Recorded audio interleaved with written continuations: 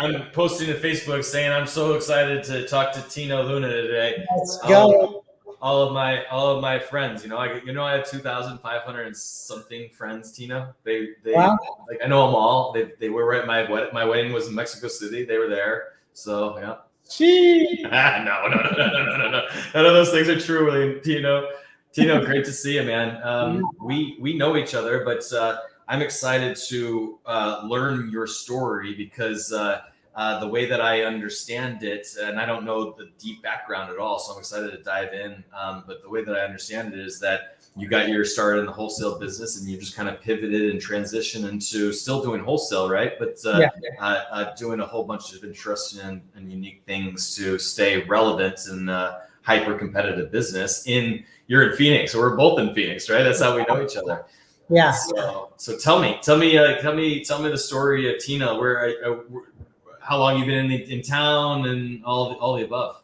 Cool. Yeah. I just wanted to start off by saying thanks for having me on. But so I've been in the business for about 3 years. I started, believe it or not, off of an ad on Facebook that was telling me all about wholesaling. And I was like, man, this can't be real. This has got to be fake. This has got to be a scheme. And so I went through like a 3 or 4 month period of just like researching it. And then I found out it's real. So from there, I ended up bird dogging for a guy that's out of Scottsdale, actually. He's still in the business. And that's kind of where I cut my teeth a little bit, if you will. I was out door knocking pretty much every day, or as much as I could get out.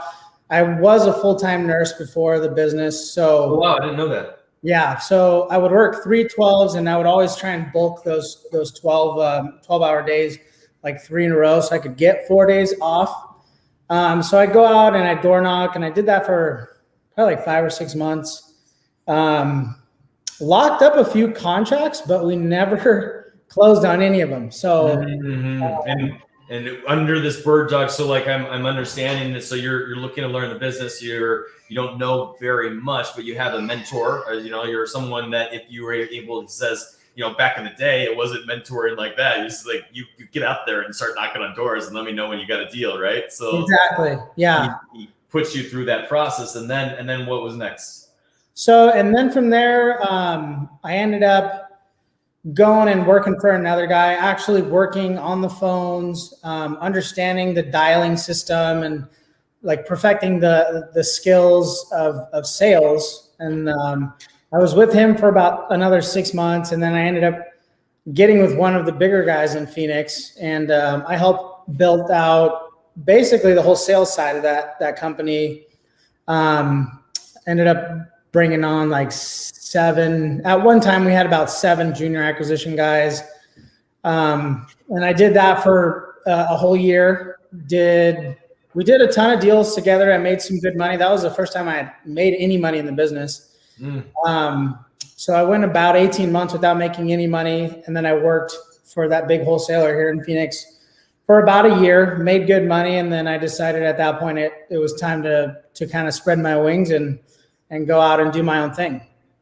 Built a sales. So how long did it take you to build a sales department in in that function? We weren't really like fully functional until about 7 months. Yep.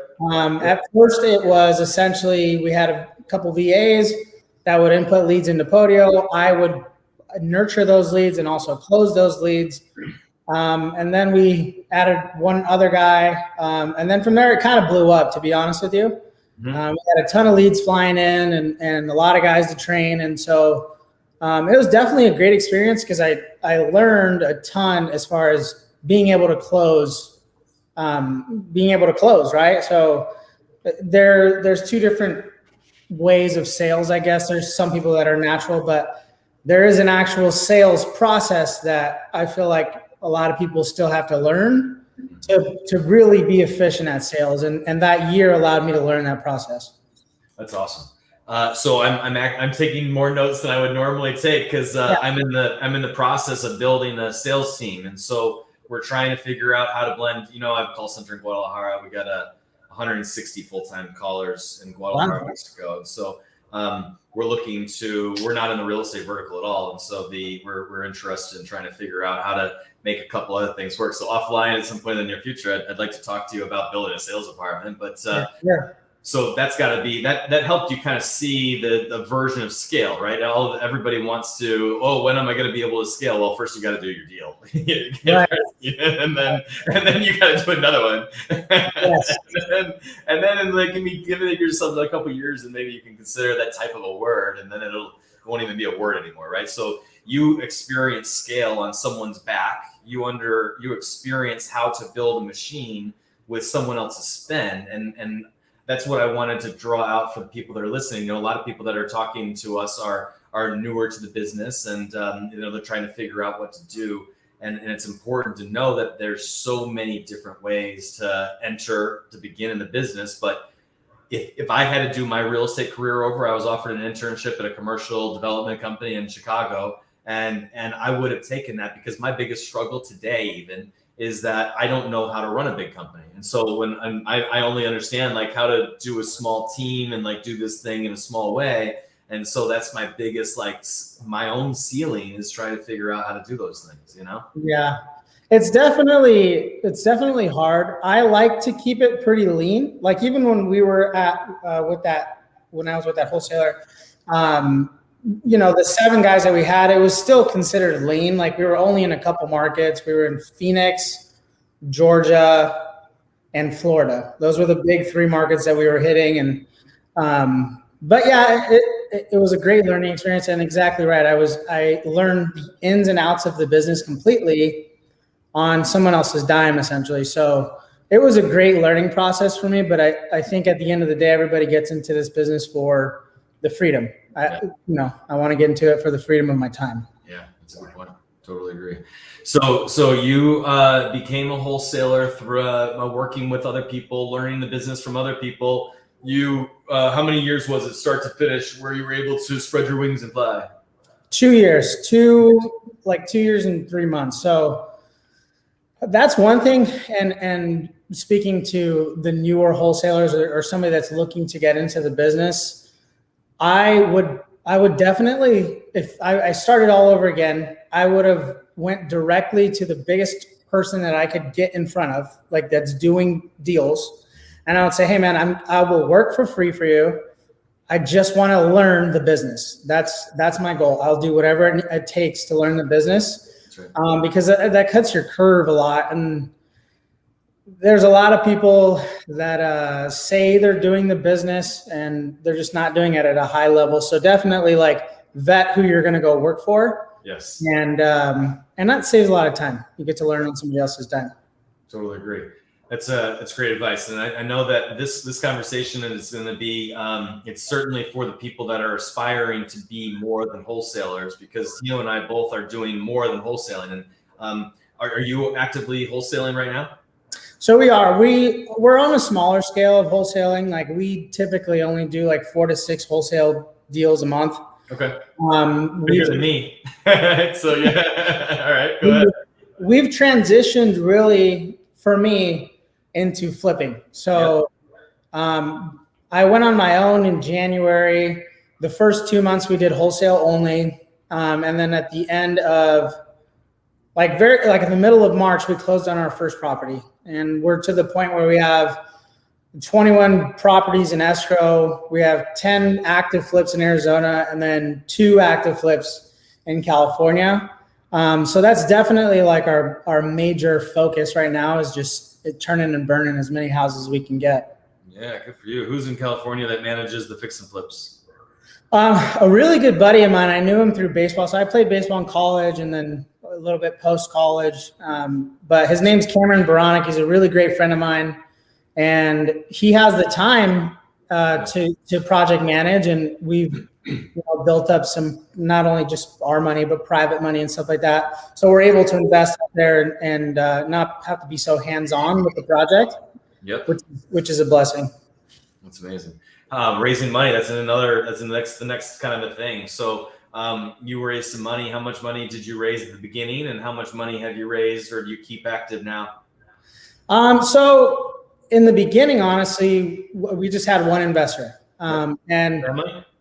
Yeah, family, family slash friend, but basically it was kind of a gamble for both of us, right? I'd never flipped a property. I'd done quite a few wholesales and flipping paper, but the actual process of like getting a contractor in there and all that stuff. So we started with one, and the way that I've really built my private money pipeline is, it's crazy. It's through social media. That's the only reason I'm so active on social media, on my Instagram stories and stuff like that, because when people start to see that you're making headway, you're gaining momentum, they want to be a part of it.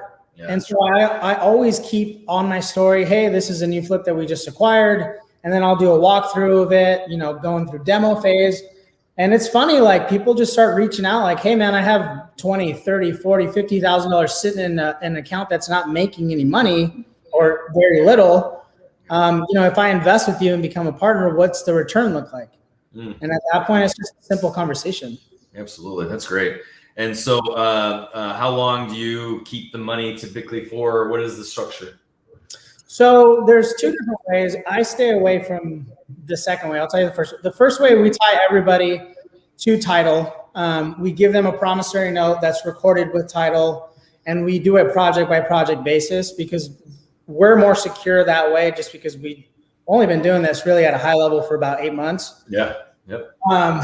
But the second way, you can take money from somebody. Let's just say they have $100,000. They say, hey, look, Dustin, I'd really like to bring this to you. Do whatever you want with it. And then you write them a promissory note. But I stay away from doing that. They're always a lien holder on title, and their money gets directly sent to title. Title will cut us a check for it, and we'll use it for that project. So, that's how we structure it. It's usually about a four-month loan. We have the option to extend for 6 months. And I pay all of my gap lenders 18%. Some people think I overpay, but I like to be fair. They're giving us the ability to expand and really scale. So I figure it's got to be a win-win. Cool. That's great. That's aggressive too. I like how that's played out from both sides of the party. Again, offline.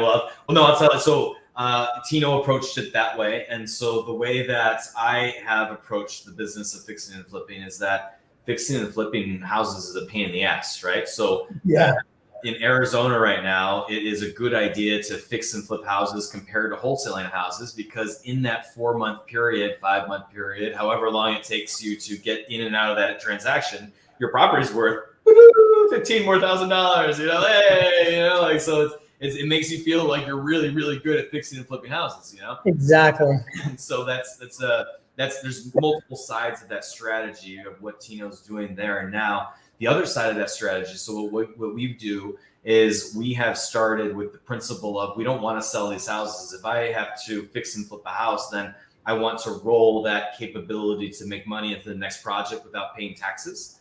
And so we use what's called a reverse 1031 exchange to basically fix and flip houses within our own portfolio, right? That's amazing. Yeah. So if you can fix and flip houses and you make $20,000, I'm in a tax bracket. Let's say I pay 40% taxes, right? That would be the short-term, ordinary income. So if I make $20,000 and I got to pay 40% in taxes, I'm only left with $12,000, right? That's a lot of work for $12,000, And so but if I can have that $20,000 sit inside of an asset, and then I can rent that asset out, and then that $20,000 of profit is actually making me maybe 6 or 8% return on that, and then you're able to leverage, and then wealthy people use assets as piggy banks using debt, right? So there's other games that I'd be happy to talk to you about.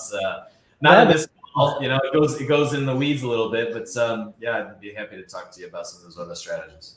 That'd be great, because like I said, we're still pretty new at this, and that sounds like a great strategy to hang on to some of that money. I said it again. Someone was talking in the background. Oh, you're good. It's a great strategy to hang on to some of that money, and that's that high level ninja type investing that I'd love I poke your brain about a little bit. Yeah, I'll find a sale. I need to learn some sales. You maybe learn some asset management, and it sounds like a good opportunity.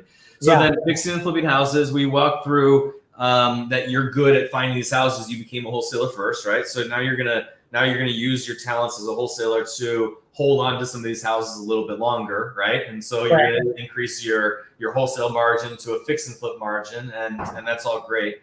And then what happens after that? So have you done any buy and holds yet? Are you considering that?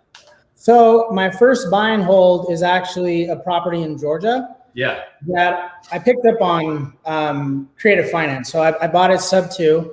Yep. We gave the seller $10,000 to walk away from the home and then essentially leave the debt in place. So a lot of people like to say we assume the debt. We don't assume the debt. They just leave the debt in place. Title will transfer to our name and we'll keep that and rent it out. And as long as their PITI, which is principal, interest, taxes, insurance, is less than what I can rent it out for, it's a great win for me because I picked up a house for $10,000. Yeah, that's an amazing opportunity. And what you also did is locked up existing debt in a inflationary environment. So to other people listening, that means that money will continue to get more and more expensive. So if you have money locked up on a 30-year fixed loan in an asset, and as long as that asset isn't worth less than the value of the debt, then you will be able to leverage that's how the rich get richer. I mean, it's so it's a great move. So that's your first subject too? That's my first hold. I'd done quite a bit of subject to seller finance, novation, all that stuff when I was working with the previous wholesaler that I was with or the previous investor. But that's my first one that I'm actually putting in our own portfolio. Yeah. And I'm super excited about it. And then I know you're familiar with the BRRRR strategy. I think towards the end of the year, once we figure out what our tax implications are, I think at that point, we're going to probably start burning into some of these flips if we can get some decent equity on them. And so probably like in November, December, we'll try and hold on to a few more. Sure. Good. Well, there's something called the Accelerated Depreciation Act of 2019 that's encouraging you to hold on to those assets and another thing offline, but there's reasons to buy houses and hold on to them. And an accountant would be able to help people out more than I would be able to help them out like that. Yeah. That's cool. So then fix and flip, buy and hold, subject to, so you've done it all, wholesale, fix and flip, buy and holds, and raise money. And so when you're doing fix and flip, so we're all trying to go into the fix and flips because if you hold on to it a little bit longer, you're making more. So what has been some of the you didn't see these things coming? Like if you had to give the warning to anybody, hey, I didn't see that one coming. Yeah. So when I was a wholesaler, of course, I would go walk the property and take my pictures so I could send it to my buyers, right? But at that point, I wasn't truly really focused on the age of the roof, right? Like I in my mind, I was like, okay, how's the roof? How's the AC? All the major stuff. But it didn't really hit until I started fixing and flipping. And I was like, wow, okay, if I really don't know the condition of the roof, that could eat at 8 to 10 grand of my profit. And I wasn't even accounting for that. So I think the biggest thing is making sure that you really know what you're buying and who you're buying it from. I typically only buy from a couple wholesalers that I trust, that I know they've done their due diligence, because this, Arizona is insane right now. I'm trying to find off-market properties, and sometimes we do buy stuff sight unseen. Like I don't even see the property till we're done closing and it's first day of demo. And thank God so far we haven't run into anything crazy. But if you don't know who you're sourcing your deals from, they may have not done their due diligence, and all of a sudden the $30,000 profit that you thought you had, you might not make any money, and you're lucky if you don't lose money. So it's really just being diligent about knowing what you're buying. Yep, I totally agree. Sight unseen is a dangerous thing. And so I've only lost money on one house so far. No, it's two houses. Two houses. And so one of them, the story that I like to do, before it was two houses, it was one house. And so the story I like to tell is I now know that like I thought it was a 3-2, and it was in the middle of the. How long have you been doing this total then? When did you start? August of 2018. So this is in 2009 when they were doing these tax credits where if you bought a house, you get $20,000 off of your taxes at the end of the year. Okay. And so it was a really shifty market. You really couldn't see what was going on because the government was giving people money to buy houses. And so like everything was tight. And so I bought a house without counting the pipes in the roof to make sure that there was multiple bathrooms instead of one bathroom. And so that been tight deals like that throws off all of your numbers, and you don't really get time to make a spreadsheet when you're doing auctions, And so so it's just, I sold that one and I lost $500 selling it off to the next guy. But it's sight unseen is a dangerous thing. So buying sight unseen is something that you don't want to do unless you absolutely know. And I agree, trust the wholesalers that you're communicating with for sure. Yeah. And another thing, which I think a lot of people sleep on, is mobile homes are a great way to make money, whether you're wholesaling or flipping houses. It's crazy if it's a fix and it's old and it's newer than 1976. Yep. It appraises as real property. And so there's a great niche there, if you will. But we almost lost money on one because we bought it. It was on septic. We mistakenly didn't make the seller do a septic inspection because we were just hurry. And thank goodness it was just a small fix, but it could have ate like another 12 grand off of our top line. So it could be catastrophic. So I got a deal that somebody sent me. My dad, we're in contract and buying a house in Sholo right now. And so someone that I don't work with normally sent me a deal, and I sent my dad out there, and the deal looks pretty good. It's is it in Lakeside? Like Pine, what's the community right next to Pine Lakeside? Pine Strawberry? No, I'm missing it. I'm gonna have to figure that out for you. But in these general communities, there's a deal if you want $70,000, and it's probably worth somewhere more like $140,000-$150,000. So if you have a team that can do out of Maricopa County, then it's a great opportunity. We do, yeah. I'll have to connect about that one because my first flip was actually in Tucson. Okay, yeah. And we had our contractors go down to Tucson and complete it. So interesting. So all kinds of fun things to talk about then. So then, so the learning lesson for fixing and flipping. Anything else that you would say in the things to watch out? Like if I had to look at all these things again, don't do this. Do this. Stay away from solar. The one in Tucson so we bought it at the very beginning of March. We just closed on it last month because it fell out of contract 4 different times because of the solar and the roof and all this extra stuff. But definitely, I would personally stay away from solar, especially if it's leased. Yeah. Make sure you scope your lines. Make sure it's just a full due diligence. If I can, and I'm fortunate enough that the wholesalers that I work with do give me access, and they don't like try and rush me off like, oh no, I got 300 offers on this. If you need to go see it, don't worry about it. Yeah. But definitely just do full due diligence and get into the property and take a look at it. And if you're nervous, I've done this before. My father-in-law he's an inspector. Ooh. I've had my father-in-law come with me and take a look at stuff because I know a little bit about construction. I can do stuff around the house, but there's stuff that I don't know about still.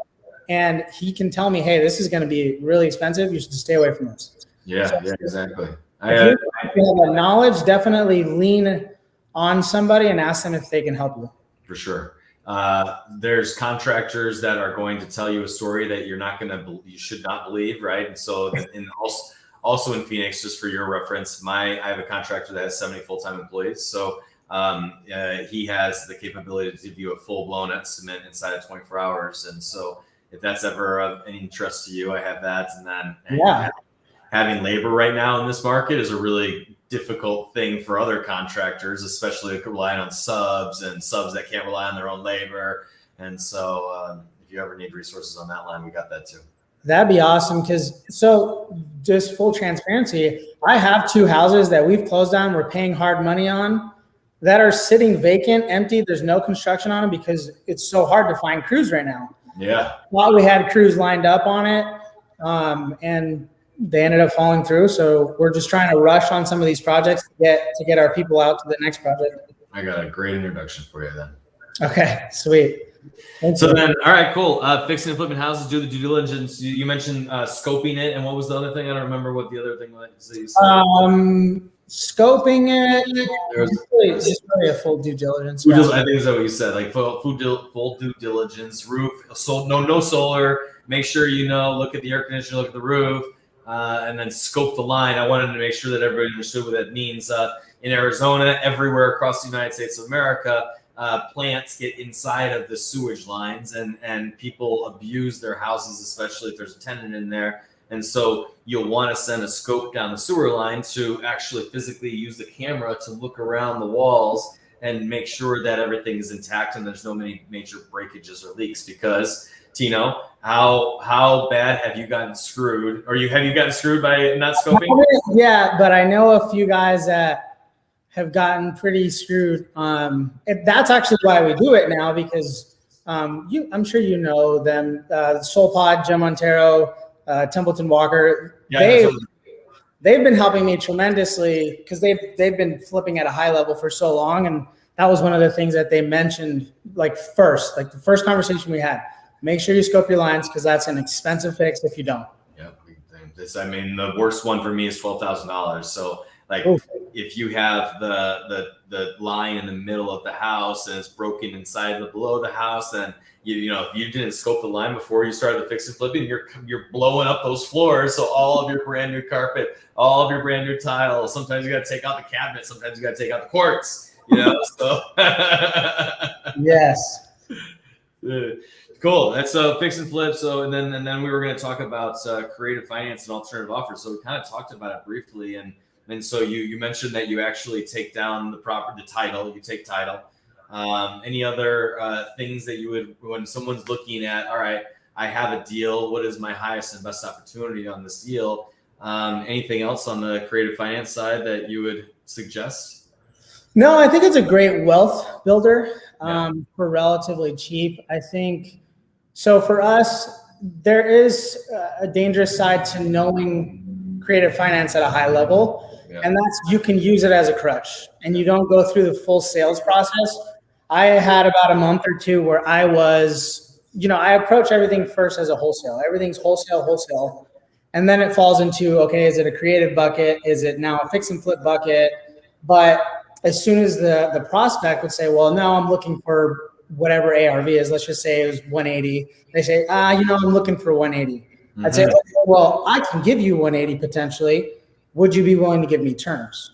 And there was a few times where I gave up on the sales process super quickly. And then 2 weeks later, I see that same deal being sent out on an email blast. And I'm like, I should have pressed a little harder on the wholesale side. So that's one thing I would caution against. But I mean, it's a great wealth building tool, and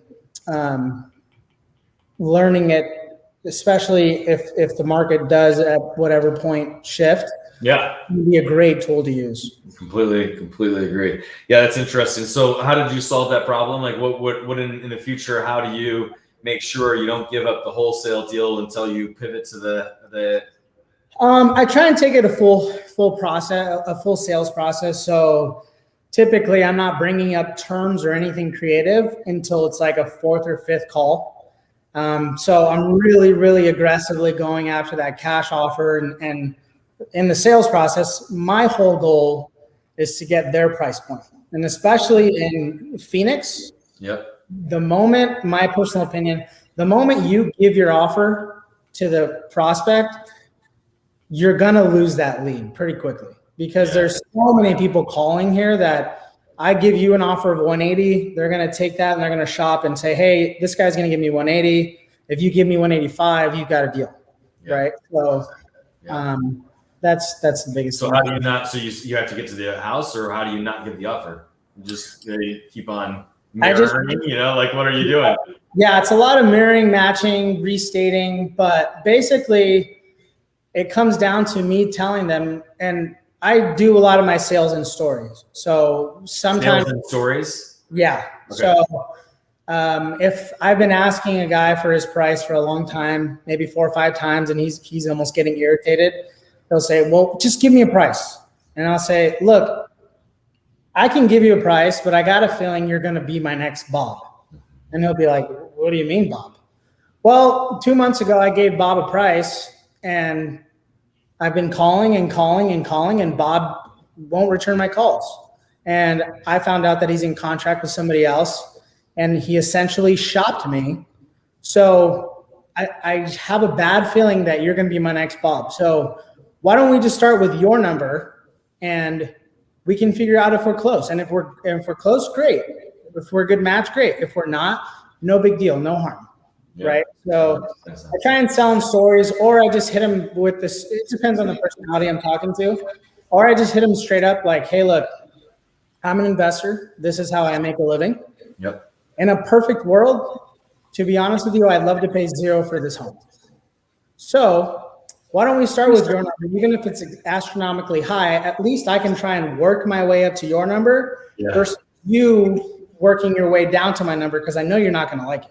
Yeah, I like that a lot. That's really good. And then do you have training processes for people that, or is it just you? You're the closer? It's me. So I'm fortunate enough to have VAs doing a lot of our stuff. We have 5 VAs that cold call full time. Yep. And then we have 2 VAs that are in Podio, bringing the cream of the crop up to the top. Yeah. So for basically since January to really last month, it was a daily call with them. We would go over role playing. We would go over their top 5 leads, and we'd figure out, okay, where are we missing in the sales cycle? So I work with I've trained all my VAs just the way I trained the other team. And it's kind of an it's automated at this point where the VAs are pretty much closing A to Z. Every once in a while, I still hop on the phone if it's creative, I hop on the phone. Wow. If it's a tough sale, I hop on the phone. Wow. Have you ever done a calculation on what those VAs are worth an hour? It's kind of an odd question, but I haven't. No. I'd like to talk to you. I'd like to actually get on a call with you after we got the phone. Yeah. So cool. That's great. I almost want to end this quickly because I want to get on a call with you. Creative financing and alternative offers. I think I get it. So there's a lot of people that are considering getting into business, and like this conversation is going to appeal to more of the engineering mind. We're going into technical details and a lot less hype, but like, what would be the things that you would avoid doing if you're just starting the business? So like you're yourself, what would you do or not do at the very, very beginning of your journey in the wholesale times? So what I would do, or what I wouldn't do, is overanalyze the business. The business is simple. Yep. The business is very simple. The hardest part is finding the deals. Of course. So learn how to be good at sourcing deals, because once you're good at sourcing deals, you're valuable in any setting that you sit, right? So take a ton of action. I would get data, and you can get cheap data, you can get free data. Just get data. Somebody that is from GeoPoint data. Get data from GeoPoint data. Exactly. Make sure we put that one in. We are on a GeoPoint data thing, Yes, I mean get data from GeoPoint. Yeah. Get a specific niche. Use code Founder30 for 30% off of GeoPoint data. So Founder30 will get you 30% off of the data. So get data, and then what's next? Get data, and then I would call until you find you personally, or hire a VA. If you have a budget to hire someone for $400, $600, $900, $1,500 a month, would you do it, or would you? No, I personally would learn the ropes. So yeah, so I would say get on the phones and learn it yourself. Find that first deal. What if you can find one deal, you know the process of selling and all that, you can reteach that to a VA. There are VA services out there that will sell you a pre-trained VA, but I personally think you have to go through every step of the business to be able to effectively teach it to somebody and replicate yourself and then scale out of it, right? So I would just go create problems. So an idea of that would be, hey, go find somebody that raises their hand and says, yes, I'm interested in selling. And then go to Dustin, go to myself, go to somebody that you trust and say, hey, I have something. I have a lead. This guy's interested. I don't quite know what to do from here. And let us help you take it to the finish line and create some kind of symbiotic relationship there, right? That's how you bring value to people. That's exactly right. That's it. So, I mean, you are good at sales. I am not good at sales at all. No one would ever call me a communicator, you know? And so, yeah. But I knew fundamentally in my mind that I had to get down into the dirty of the business. So the beginning of my career was door knocking, and you know, I was delivering pizzas and knocking on doors until I could find enough money to stop delivering pizzas. I delivered pizzas for a long time. Love it.